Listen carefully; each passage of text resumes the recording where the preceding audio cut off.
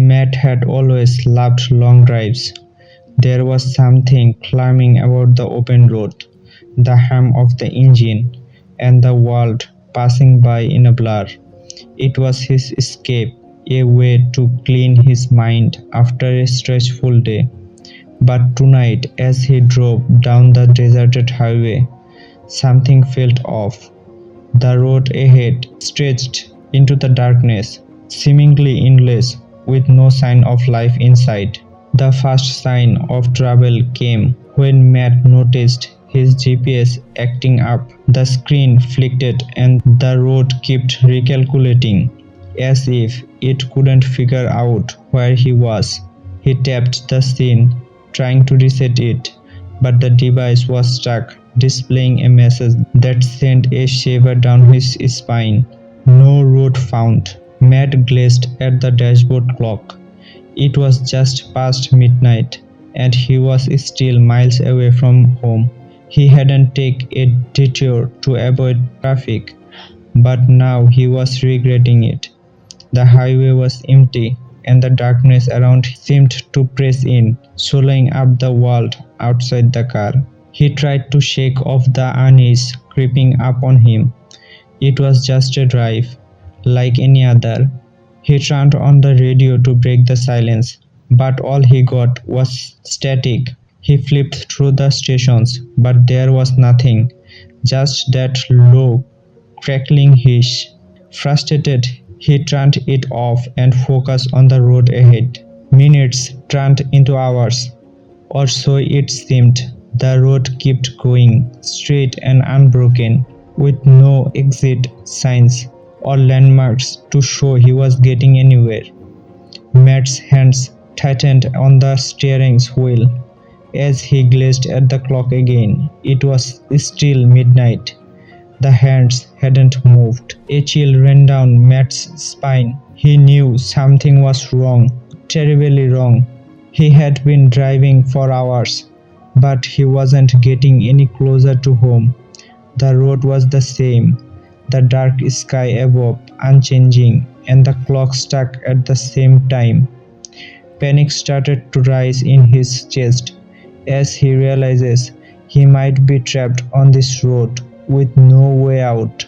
Suddenly, in the distance, Matt saw something, a light, faint but glowing stronger as he got closer.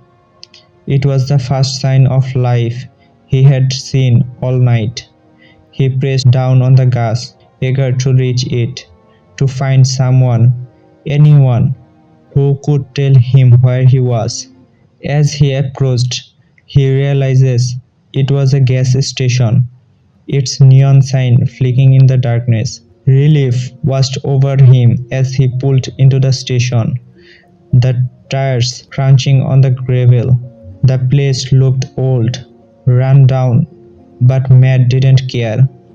He just wanted to see another person, to ask for directions, to get off the endless road. He parked the car and stepped out, the cold night air hitting him like a splash of cold water. The station was quiet, too quiet, but the lights were on inside the small shop. He walked over, peering through the window, and saw a man standing behind the counter, his back to the door. Matt pushed the door open, the bell above it jingling softly.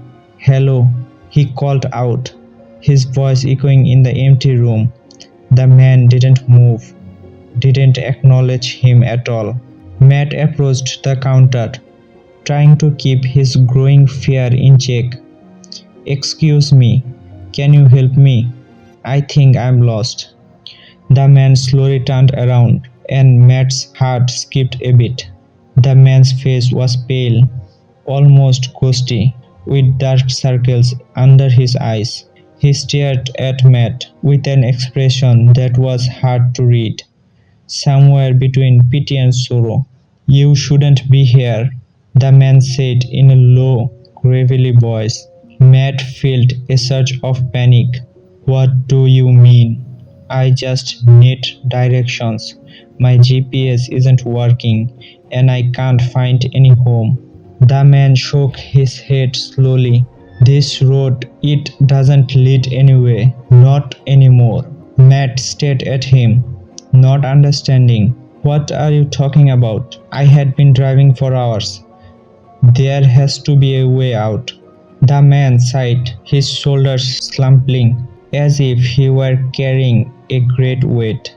You are not the first, and you won't be the last. This road, once you are on it, there was no turning back. Matt's mind raced. That's impossible. There has to be a way out. There's always a way out. The man looked at him with sad eyes. You can try, but you will find yourself right back here, no matter how far you go. Matt felt a cold sweat break out of his forehead.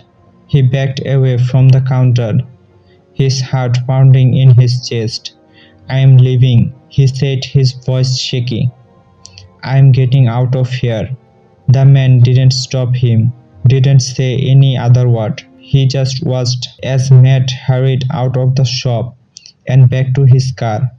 He jumped in, started the engine, and fled out of the station, the tires scratching on the gravel. As he sped down the highway, his mind was racing. He couldn't believe what the man had said. There had to be a way off this road. He pushed the car to its limits, the engine roaring as the speedometer climbed higher and higher. But the road never changed. The darkness never lifted. The clock on the dashboard remained frozen at midnight. And no matter how fast he drove, no matter how far he went, the gas station always appeared in the distance, its flickering neon sign glowing like a beacon in the night.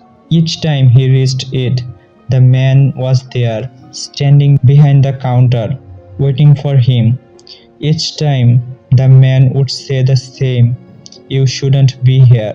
Matt lost track of how many times he tried to escape, how many times he found himself back at the station.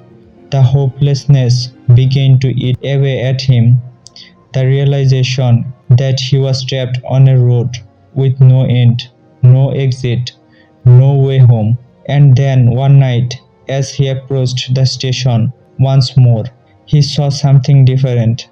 There was another car parked outside, just like his, and inside a man was standing at the counter, talking to the same ghostly figure. Matt watched from a distance, his heart sinking as he realizes the truth. He wasn't the first, and he wouldn't be the last. The road had claimed others before him, and it would claim others after him. The endless road stretched out before him, dark and unforgiving, and as Matt drove on, he knew that he would never find his way home.